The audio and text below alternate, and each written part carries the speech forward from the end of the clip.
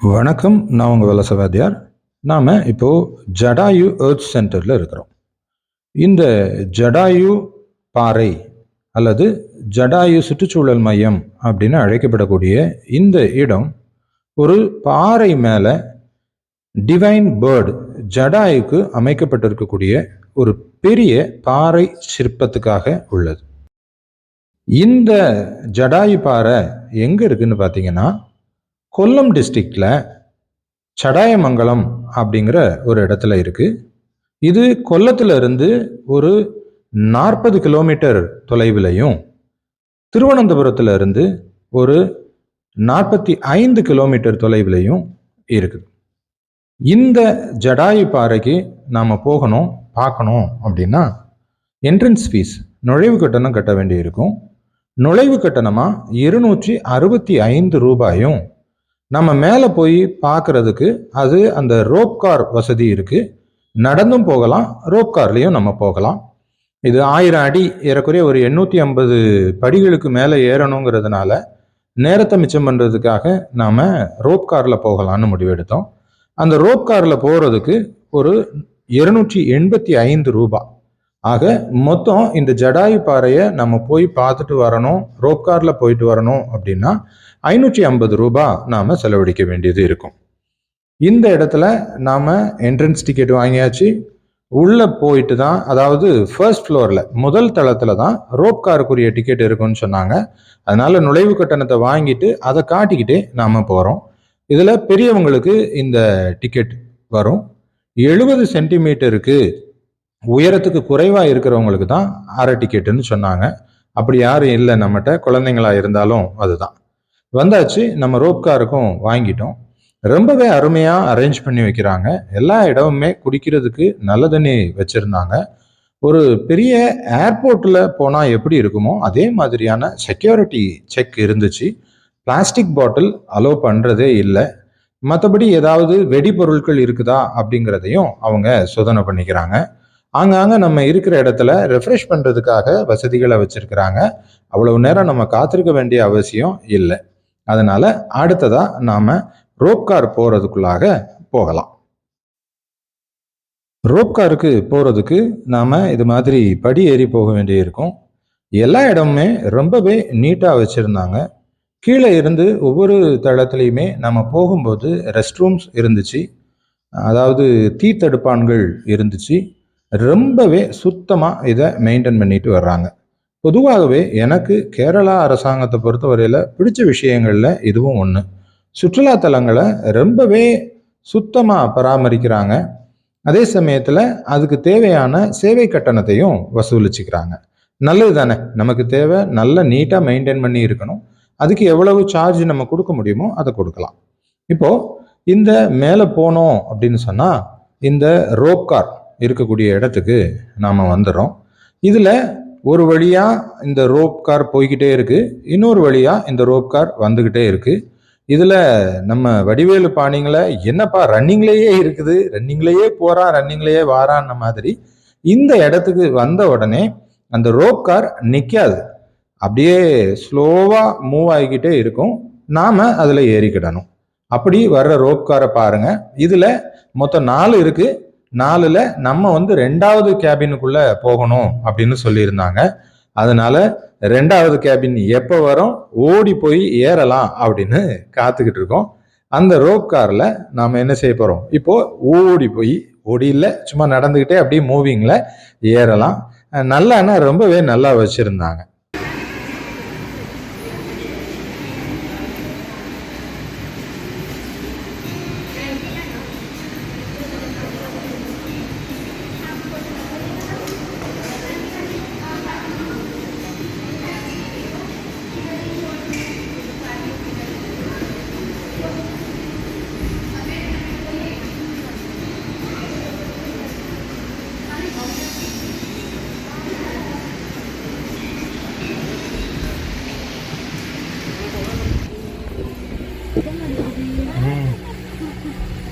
ஓடுற வண்டியில ஏறணும் போல.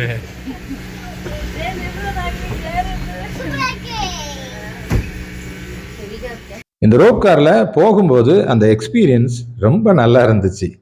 ஒரு ராட்டினத்துல போற மாதிரியான ஒரு ஃபீல் இருந்துச்சு. அங்கேருந்து பார்த்தோம் அப்படின்னு சொன்னால் இந்த இயற்கை காட்சிகள் எல்லாமே ரொம்பவேனா ரொம்ப அருமையாக இருந்துச்சு. கொஞ்சம் மழை பெஞ்சு ஓஞ்சிருந்ததுனால எல்லா பக்கமுமே பச்சை பசேல்னு இருந்துச்சு. பார்க்கறதுக்கு ரொம்பவே ரம்மியமாக இருந்துச்சு. அந்த அழகை ரசிச்சுக்கிட்டே நாங்கள் இந்த ரோப் காரில் ட்ராவல் பண்ணிக்கிட்டே இருக்கிறோம். சூப்பராக இருக்குது. நீங்களும் எங்கள் கூட சேர்ந்து ட்ராவல் பண்ணி பாருங்கள்.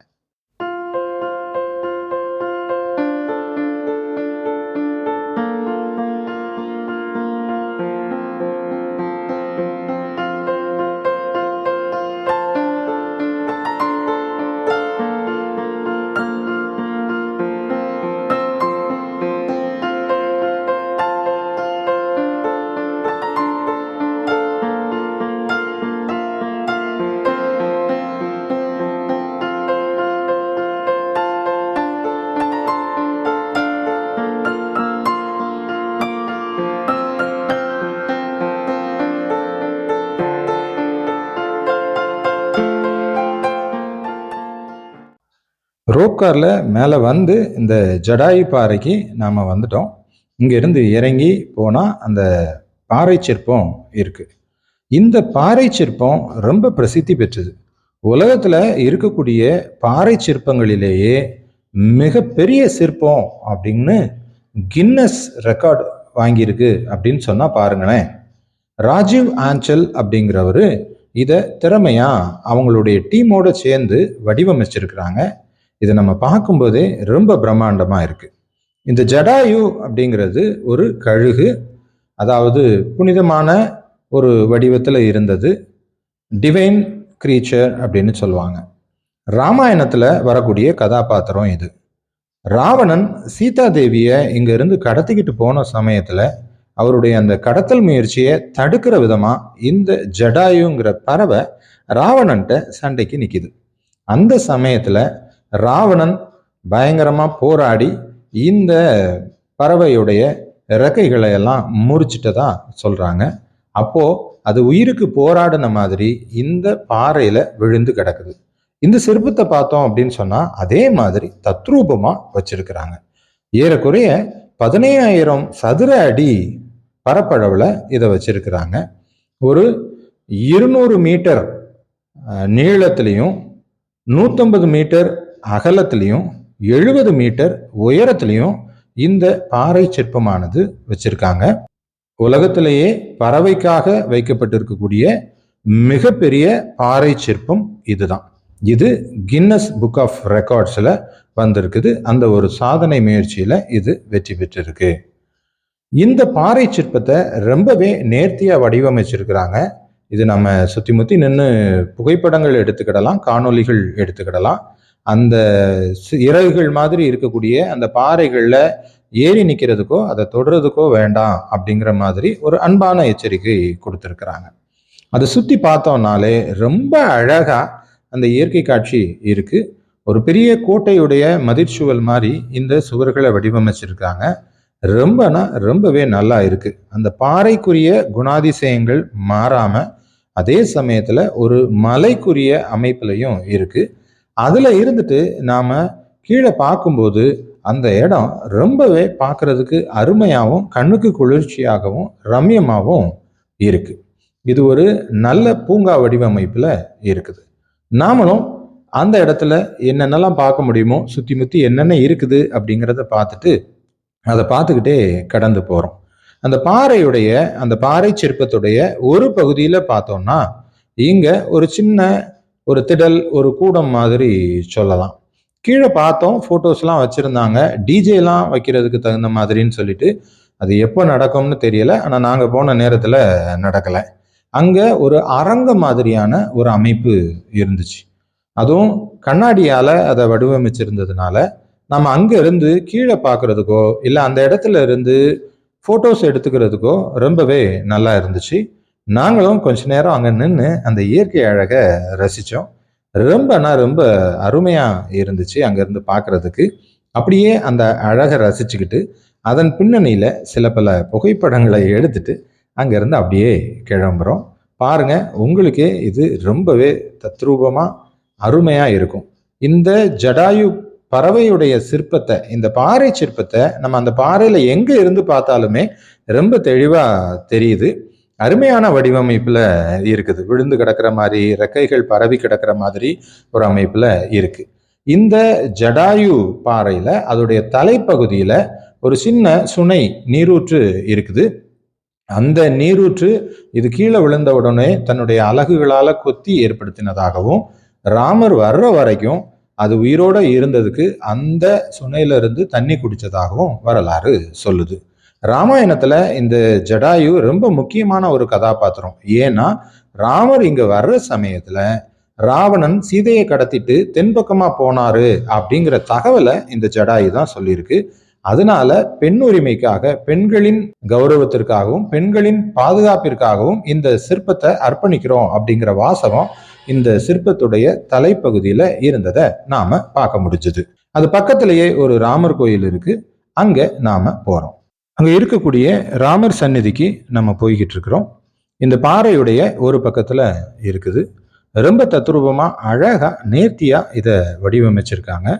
நான் முதல்லயே சொன்ன மாதிரி இந்த பாறையுடைய எந்த பக்கத்துல இருந்து பார்த்தாலும் சுத்தி முத்தி இருக்கக்கூடிய ஊர்கள், மலை பிரதேசங்கள், மரங்கள் எல்லாமே அவ்வளவு அழகா தெரியுது. இந்த பக்கமா பாறையுடைய ஒரு பகுதியில இந்த ராமர் சந்நிதி வச்சிருக்கிறாங்க. அது நம்ம அந்த சுரூபங்களையோ சிலைகளையோ நம்ம புகைப்படம் எடுக்கிறதுக்கு நமக்கு அனுமதி இல்லை. அதனால அதை நாம மதிச்சுட்டு தொலைவில் இருந்தே சுற்றி அந்த ராமருக்கு வைத்திருக்கக்கூடிய அந்த சந்நிதி கோவிலை மட்டும் அப்படியே ஒரு ரவுண்டு நாம அடிக்கிறோம்.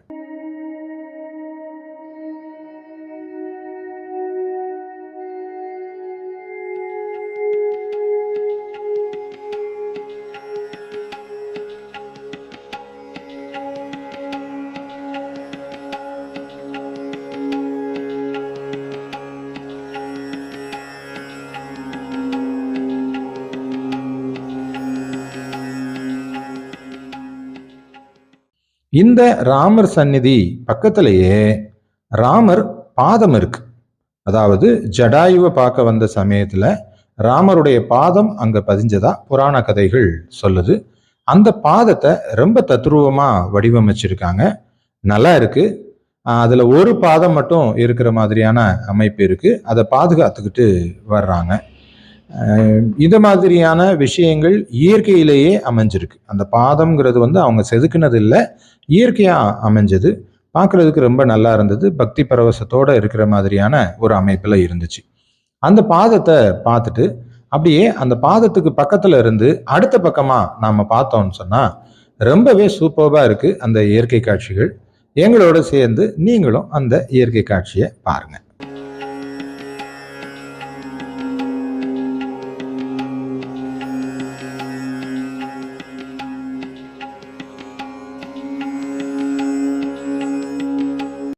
அந்த பாறை சிற்பத்தை பார்த்துட்டு அப்படியே கொஞ்சம் சோர்வாக இருந்துச்சு.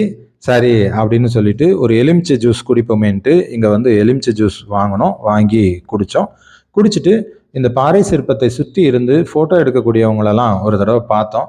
இருந்தாலும் அந்த குகை மாதிரியான அமைப்பு இருக்கு என்ன அப்படின்னு சொல்லி நம்ம போவோம்னு அங்கேயும் போய் பார்த்தோம். நல்லா இருந்துச்சு. உள்ளே பார்த்தா அப்படி ஏதோ அந்த பாறைக்கு கீழே நிற்கும்போது ஏதோ ஒரு குளிர்சாதன வசதியில் நின்ன மாதிரியான ஒரு அமைப்பு இருந்துச்சு. ரொம்ப தத்ரூபமாக இருந்துச்சு. பார்த்தா அங்கே ஏசியும் வச்சிருக்கிறாங்க. அப்படியே அங்கே இருந்து ஃபோட்டோஸ் எடுத்துருத்தவங்களெல்லாம் பார்த்தோம். பார்த்துட்டு அங்கேருந்து அப்படியே என்ன செய்யலாம், கிளம்பலான்னு வர்றோம்.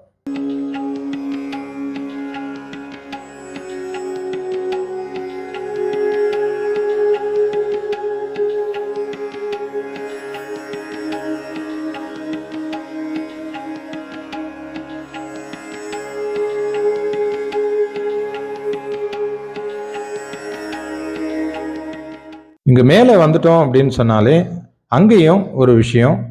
மேலே இந்த பாறை உயரத்துலேயும் அருமையாக என்ன செஞ்சுருந்தாங்க, அவங்க இயற்கை உபாதைகளுக்கான ஒரு வசதி செஞ்சு வச்சுருந்தாங்க. டாய்லெட் ஃபெசிலிட்டிஸ் ரொம்பவே நீட்டாக வச்சுருந்தாங்க. அங்கேருந்து திரும்ப வந்து இந்த ரோப்கார் வழியாக நாம் கீழே இறங்கலான்னு வர்றோம். அதே போல தான் அப்படியே ரன்னிங்லேயே வந்து ரன்னிங்லேயே போகிற மாதிரியானது ரொம்ப சூப்பர்பாக இருந்துச்சு.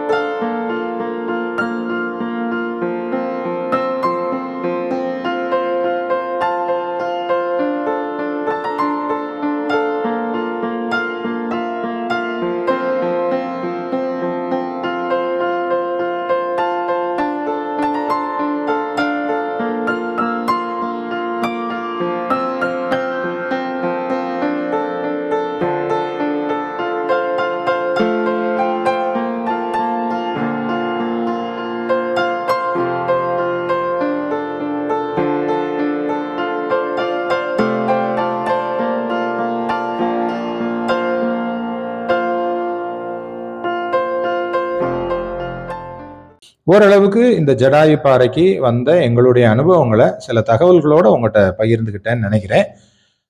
அங்கேருந்து கீழே வரும்போது அந்த பார்வை ரொம்ப ரம்மியமாக இருந்துச்சு, ரொம்ப சூப்பராக இருந்துச்சு, ஒரு மனநிறைவாக இருந்துச்சு. அப்படியே அங்கேருந்து வாரோம்.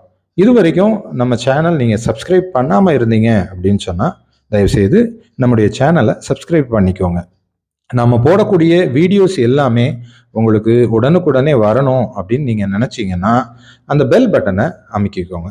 தொடர்ந்து உங்களுடைய ஆதரவோடையும் நல்லெண்ணத்தோடையும் வாழ்த்துக்களோடையும் இன்னும் நிறைய காணொளிகளை உங்களுக்கு பதிவிடுவேன். அது வரைக்கும் உங்கள்கிட்ட இருந்து விடைபெறுவது உங்கள் வலசை வாத்தியார். உங்களுடைய பின்னூட்டம் காமெண்ட்ஸ் ரொம்ப முக்கியம். மறக்காம அதையும் பதிவிட்டுருங்க. அடுத்த வீடியோவில் உங்களை பார்க்குறேன். Bye bye, Tata.